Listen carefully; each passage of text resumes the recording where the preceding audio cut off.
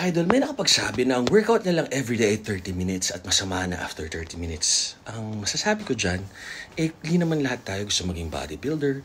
Hindi naman tayo nagtitrain para sa specific sport. Kunwari jiu-jitsu, boxing, basketball, volleyball. Or nagte-therapy, rehab kasi na-injured tayo.